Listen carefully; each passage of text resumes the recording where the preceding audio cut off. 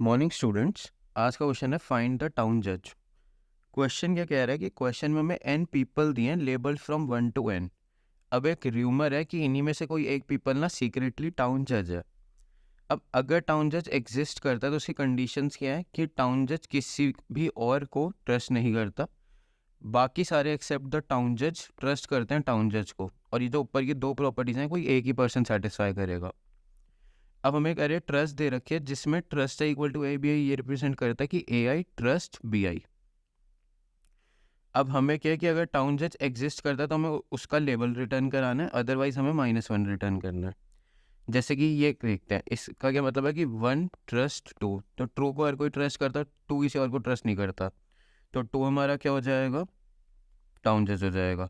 ऐसे ही फिर second case में 1 3 और 2 3, यहाँ पे 3 को सब ट्रस्ट करते हैं बट 3 किसी को ट्रस्ट नहीं करता, तो 3 टाउन जज हो जाएगा। ऐसी लास्ट वाले केस में क्या है, 1 3 2 3 एंड 3 1। 1 को सारे ट्रस्ट नहीं करते, टाउन जज नहीं बन सकता ये। 3 को सारे वो ट्रस्ट करते हैं बट 3 1 को ट्रस्ट करता है, जो कि नहीं हो सकता, तो 3 भी टाउन जज नहीं हो सकता। ऐसी 2 भी नहीं हो सकता, तो जब 1 3 2 कोई भी नहीं हो सकता तो -1 रिटर्न करा देंगे, वो यहाँ पे हो रखा है। तो आई गेस क्वेश्चन तो समझ में आ गया होगा। अब इसकी अप्रोच देखते हैं। देखो बेसिकली मैं इस कंडीशन को कैसे लिख सकता हूँ, टाउन जज ट्रस्ट नोबडी, कि भाई मैं बोल दूँ कि ट्रस्ट 0 एक चीज़ हो गई, और एक चीज़ मैं बोल देता हूँ कि ट्रस्टेड बाय। क्या मैं ये चीज़ बोल सकता हूँ कि जो टाउन जज है उसके लिए यही दो कंडीशन होंगी, कि एक तो वो किसी भी और को ट्रस्ट नहीं करेगा, और साथ ही बाकी जितने भी हैं यानी कि n-1 टाउन जज के अलावा बाकी जितने भी हैं वो सारे के सारे उसको ट्रस्ट करेंगे। इतना तो समझ आया। तो पहले तो हम क्या करते हैं कि हम ये दो वेक्टर बना लेते हैं। तो मैं क्या कह रहा हूँ कि मैं बना लेता हूँ वेक्टर ऑफ इंट। एक मैंने बना लिया ट्रस्ट और एक मैंने बना लिया vector of int trusted bye.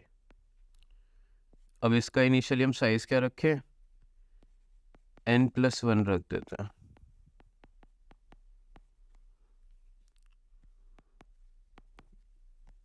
मैं आगे वो भी लिख देता हूँ।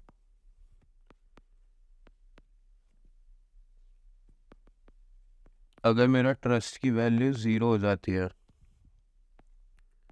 तो इसका मतलब क्या हुआ कि this node doesn't trust anyone. और अगर मेरी ट्रस्टेड बाय की वैल्यू 0 हो जाती है, इसका मतलब this node isn't trusted by anyone।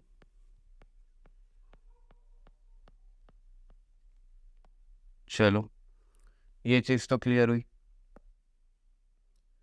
अब मेरे को क्या करना है कि मैं पूरे में ट्रेड करूँगा कि भाई for auto pair in small trust जो मेरे को दे रखा है।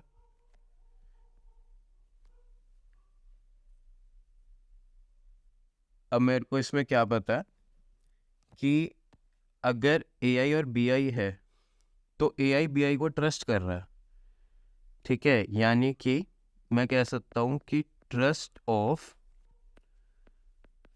पेयर ऑफ 0 ++,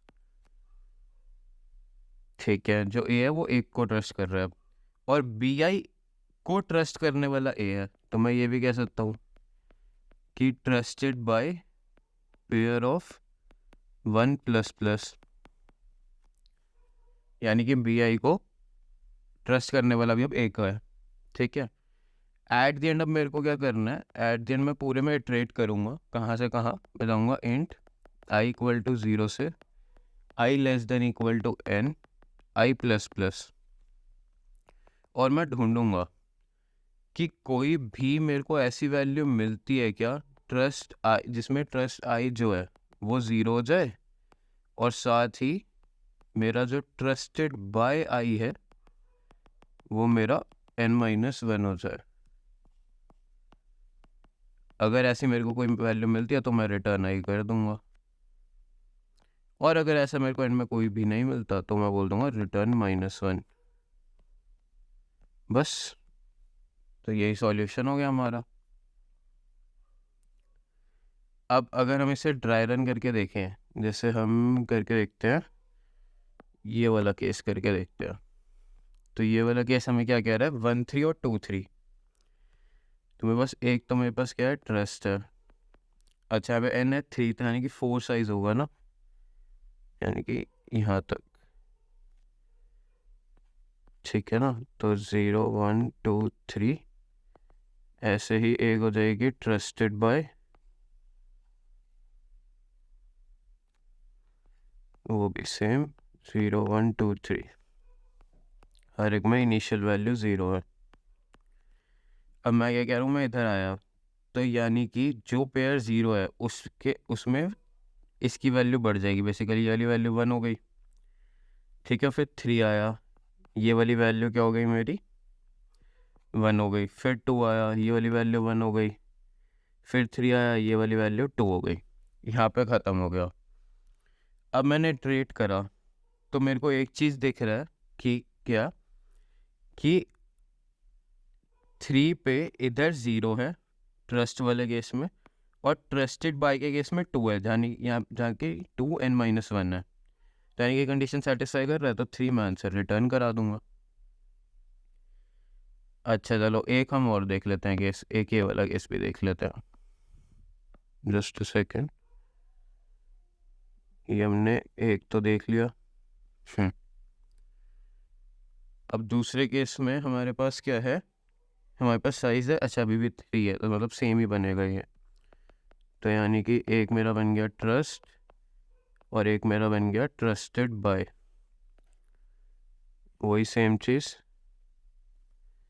स्टार का बना, और वही सेम चीज़ स्टार का बना, 0 1 2 3 0 1 2 3, इनिशियल वैल्यूज सारी 0,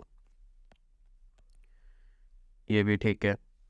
अब मेरे को क्या करना है कि 1 2 और 3 पे तो वैल्यूज 1 हो जाएंगी, यानी कि ये 1 ये 1 ये 1, और 3 3 1 पे, यानी कि 3 3 और 1 पे। अब देखो, अब अगर मैं एनालाइज करता हूँ,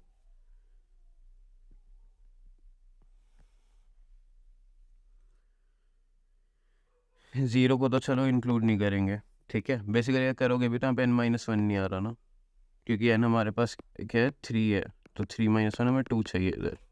चलो देखते हैं, अब इस पूरे में 2 कहाँ पे आ रहा है, खाली 3 पे आ रहा है, बट 3 पे फिर इधर 1 आ जा रहा है, यहाँ पे 0 नहीं है, तो इसलिए हम -1 रिटर्न कर देंगे।